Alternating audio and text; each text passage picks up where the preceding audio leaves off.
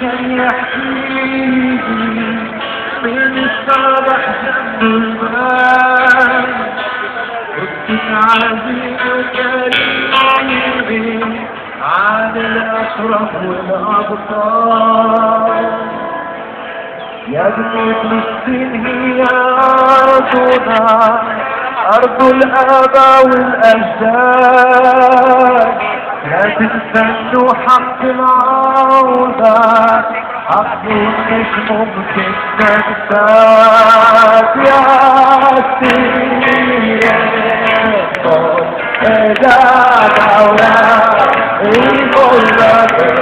صباطنا أبوك